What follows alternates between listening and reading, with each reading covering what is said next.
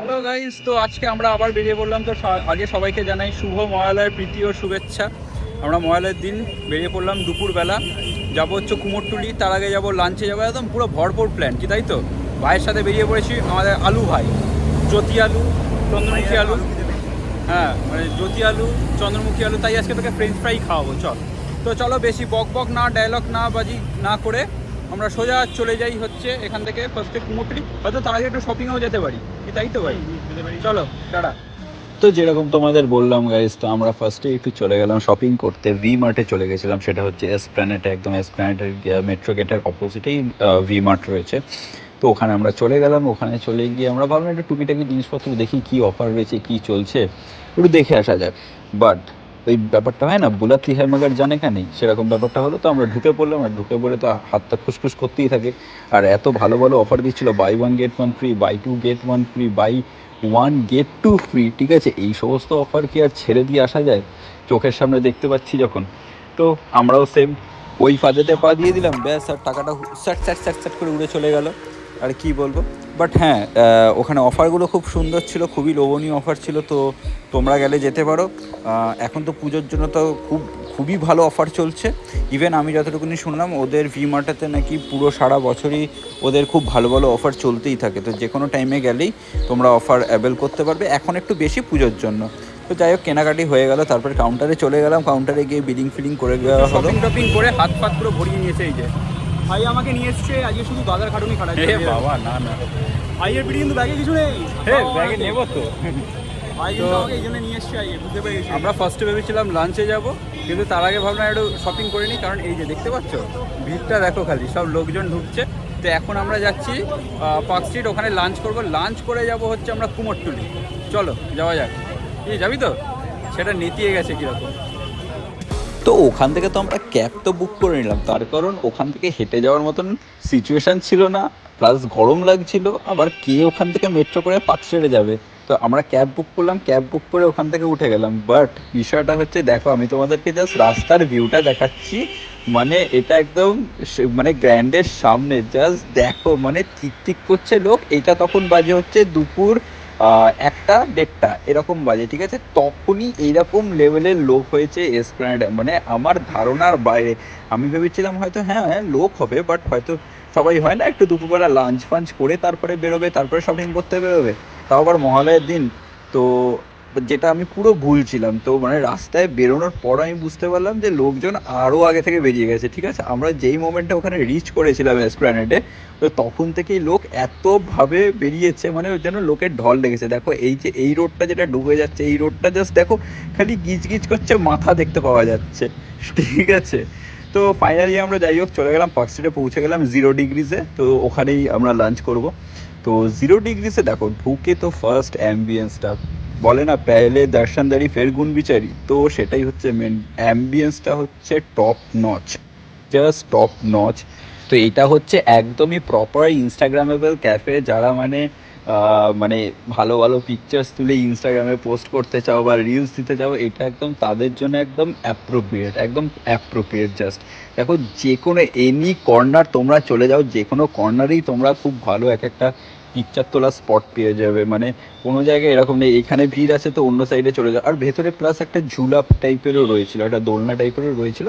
আমি ওখানে যাইনি, আমরা ওখানে গিয়ে ফটো তুলিনি।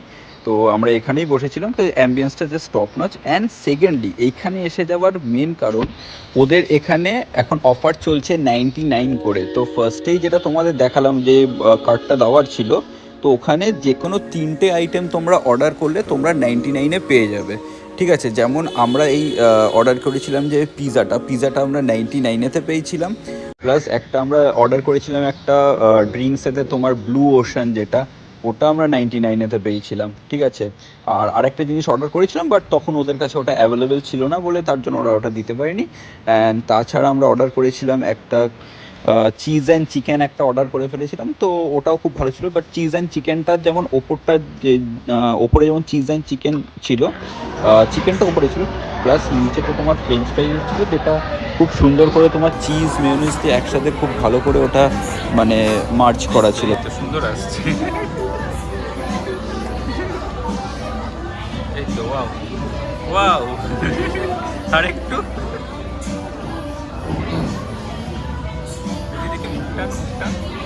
এই ইভেন আমরা ওখানে একটা পাস্তা পর্যন্ত অর্ডার করেছিলাম, তো পাস্তাটাও খুবই ভালো ছিল, খুবই মানে খাবারের দিক থেকে আমি বলবো একদম আমি 5-এর মধ্যে আমি 4 রেট করব, তার কারণ প্রত্যেকটা আইটেমই খুবই ভালো ছিল। অ্যান্ড পিৎজাতে ভরে ভরে জাস্ট চিজ ছিল, ভরে ভরে। আমার ভাই মোটামুটি সব খেয়ে নিয়েছে। হ্যাঁ, সব খেয়ে নিয়েছে, দেখতেই পাচ্ছেন। এটাও চুষছে।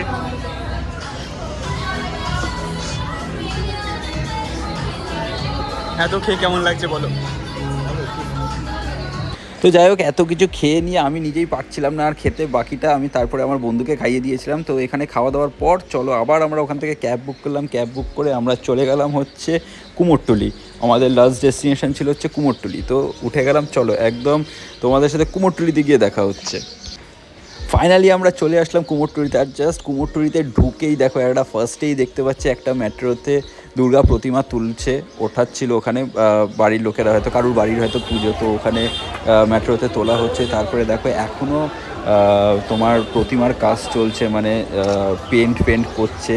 আর মানে মহালয়ার দিন তুমি জাস্ট দেখো, মানে কোনো দাঁড়ানোর জায়গা নেই, মানে প্রত্যেকটা জায়গাতে লোকজন ফটো তুলছে, মানে গিজ করছে খালি লোকের মাথা, ঠিক আছে, মানে ঠিক করে দেখা পর্যন্ত যাচ্ছে না। হ্যাঁ, ঠিক করে দেখা কি, মানে একটা যে প্রপারলি একটা ছবি তুলবো সেটা পর্যন্ত তুলতে পারছি না, তার কারণ এতটা ভিড় হয়ে গেছে, এতটা মাত্রায় ভিড় হয়ে গেছে। দেখো আবার একটা রাস্তা দিয়ে প্রতিমা নিয়ে যাচ্ছে, তো তখন সবাই হই হই হই হই করে দৌড়ানো শুরু করেছে যে এই ফটো তুলতে হবে, ফটো তুলতে হবে। তো এটাও মানে এইগুলো সব ডিসপ্যাচ করা হচ্ছে, মানে সমস্ত তো প্যান্ডেলে যাবে তার জন্য নিয়ে যাওয়া হচ্ছে। তো সবাই দাঁড়িয়ে পড়ছে ফটো তুলতে, মানে একদম মানে কি বলবো, তখন বাজে হচ্ছে কুমোরটুলিতে আমরা তখন ঢুকেছি হচ্ছে 6:30, ঠিক আছে। তো 6:30 তো খালি মানুষের মাথা দেখা যাচ্ছে, কারণ আমি আগের বার গেছিলাম সকালবেলা, তো সকালবেলার এক্সপিরিয়েন্সটা রয়েছে, তো রাত্রিবেলার এক্সপিরিয়েন্সটা ছিল না। আমি ভেবেছিলাম তো সকালবেলা ভিড় হয়, রাত্রিবেলা হয়তো মোটামুটি মানে খালি হয়ে যাবে হয়তো। বাট আই ওয়াজ রং। কি দেখো, সন্ধেবেলাতে যে মাত্রায় ভিড়, সেই মাত্রাতে ভিড় সকালবেলাতেও থাকে। তো ঠিক আছে, একদমই ভুল ছিলাম এটা। দেখো এই সরু সরু লেনগুলো থেকে এত বড় বড় প্রতিমা নিয়ে যাচ্ছে, মানে আর মানে একটা হই হই হই হই পরিবেশ, মানে মনে হচ্ছে পুজো অলরেডি কাল থেকে শুরু হয়ে গেছে, ঠিক আছে। আর মানে পঞ্চমী, ষষ্ঠী, সপ্তমীর জন্য অপেক্ষা করেনি মানুষ, এমনিতে কাল থেকে বেরিয়ে গেছে কুমোরটুলি থেকে, ওখান থেকে নর্থের যে সমস্ত ঠাকুর আছে সেই সমস্ত ঠাকুর দেখতে। দেখো এই প্রতিমাটা কি বিশাল বড় ছিল, ঠিক আছে, জাস্ট একদম সামনে দিয়ে নিয়ে গেল, ঠিক আছে। এইগুলো নিয়ে সব গিয়ে আবার মেট্রোতে তুলবে। তো মানে অসাধারণ এক্সপিরিয়েন্স, মানে কালকে রাত্রিবেলা মানে মানে এত হই হই চলছে, মানে পুরো ফেস্টিভ্যাল মোডে মানুষজন চলে গেছে আর কি। দেখো এখনও প্রতিমার কাজ চলছে, পেন্টিং চলছে এখনও সমস্ত লেভেলে, মানে ফুল দমে কাজ চলছে, কারণ এখন লাস্ট মোমেন্টে জাস্ট টাচ আপ চলছে। তো এই করতে আমরা ভাবলাম না খালি কুমোরটুলিতে থাকলে তো হবে না, চলো আমরাও তাহলে যখন পড়েছি আমরাও যাই একটু ঠাকুর দেখতে নর্থ কলকাতা। তো চলে এলাম শোভাবাজার রাজবাড়িতে, ঠিক আছে। শোভাবাজার রাজবাড়িতে কালকে একটা কোনো অকেশন ছিল, যেখানে সবাই কোনো হয়তো ডান্সের কোনো একটা বিষয় ছিল, সবাই ওই রকম কস্টিউমে ছিল আর কি, গিয়েই আমরা দেখতে পেলাম। তার একটু আগে হয়তো শেষ হয়েছে, কোনো টাইপের ডান্সের প্রোগ্রাম ছিল, কারণ ভেতরেই হচ্ছিল। তো আমরা যাই হোক, তো শোভাবাজার রাজবাড়িতে চলে এলাম। গেট বন্ধ ছিল, তো তাও চেষ্টা করেছি গেটের মধ্যে দিয়ে হাত ঢুকিয়ে, ক্যামেরাটাকে ঢুকিয়েও তাও তোমাদের জন্য দেখানোর জন্য চেষ্টা করেছি একটুখানি। দেখো, তো এই যে বললাম না একটা কোনো প্রোগ্রাম হচ্ছিলো, তো এখানে এখনও চেয়ার ফিয়ার সমস্ত রাখা ছিল, যেখানে প্রোগ্রামটা হয়েছে, ডান্স প্রোগ্রাম হয়েছে আর কি, পুজোর আগে যেরকম হয়।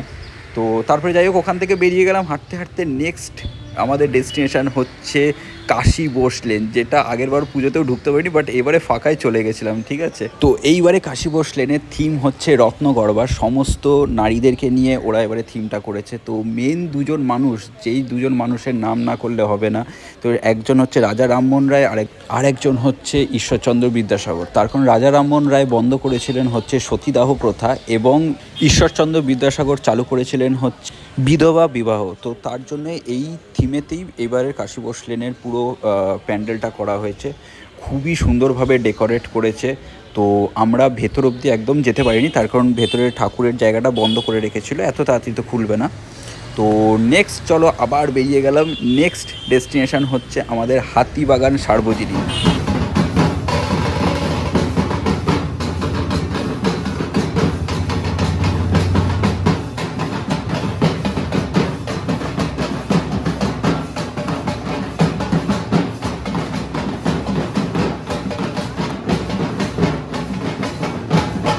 তো একদম প্যান্ডেলের এন্ট্রিতেই দেখতে পেলে কী সুন্দর সবাই মিলে ঢাক বাজাচ্ছি, ইভেন মহিলারা পর্যন্ত ওখানে ঢাক বাজাচ্ছিল।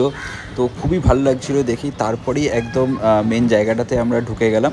তো ঢুকে এবারে হাতিবাগান সার্বজনীনের থিম হচ্ছে প্রকরণ, ঠিক আছে। তো আমরা তো এত অবধি এখানে আটকে দিয়েছিল, কারণ স্বাভাবিক এখনও পুজো শুরু হয়নি, তাও আমরা তার আগেই চলে গেছি, ঢুকতে তো দেবে না। তো তাও তোমাদের জন্য যতটা পেরেছি বাইরে থেকে দেখানোর চেষ্টা করেছি। তো একটু জুম টুম করেও চেষ্টা করলাম দেখানোর। নেক্সট টাইম যদি যাই তো আরও ভালো করে ওটা কভার করব। এত অবধি আমাদের মানে দাঁড়াতে দিচ্ছিল। তো যাই হোক, তো বাইরে থেকে তো দেখে খুবই ভালো লাগলো। ইভেন যদি আরেকটু সামনে যেতে পারতাম সেটা আরও ভালো লাগতো, বাট যেতে পারিনি আনফর্চুনেটলি। ঠিক আছে, কিছু করার নেই, নেক্সট টাইম যাবো। তো এখান থেকেই তোমরা দেখো আপাতত।